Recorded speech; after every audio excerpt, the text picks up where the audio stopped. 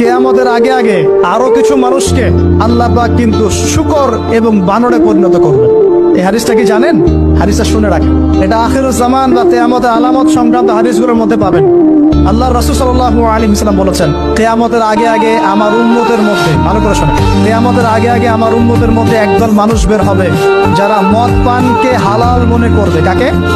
মদ পান করাকে হালাল মনে করবে। যারা বাদ্যযন্ত্র, গায়িকা, নায়িকা এগুলো নিয়ে নর্তকী নাচাবে রাতের বেলা, এগুলোকে হালাল মনে করবে।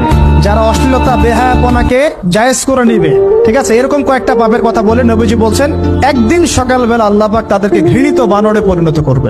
এটা হবে সামনে, কখন কিভাবে হবে আল্লাহ ভালো জানে। এবার আমি কনসেপ্টে চলে আসি। এই যে পৃথিবীতে নেমে আসলাম, তাহলে আমরা কোত্থেকে আসছি ভাই? আমরা কি পৃথিবীর অধিবাসী ছিলাম?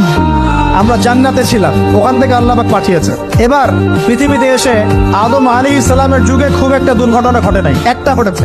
কয়টা? একটা। ভাই হাবিলের কোরবানি কবুল হয়, কাবিলের অন্তর্দাহ হয়, জ্বালা হয়। কেন হাবিলেরটা কবুল হবে, কাবিলের কেন হচ্ছে না? এই হিংসার বশবর্তী হয়ে কাবিল হাবিলকে হত্যা করে ফেলে। হত্যা করে লাশটা দাফন করার পদ্ধতিও তার জানা ছিল না। আল্লাহ কাককে পাঠালেন, কাককে দেখে সে শিখলো। প্রথম দুর্ঘটনা হচ্ছে হাবিল কাবিলের দুর্ঘটনা। বলে রাখি, আজকেও নিজের ভাইয়ের বেশে বহু কাবিল মুসলিম সমাজের মধ্যে ঘুরে বেড়ায়। নিজের ভাইয়ের লেবাসে, পোশাকে, সুরতেই বহু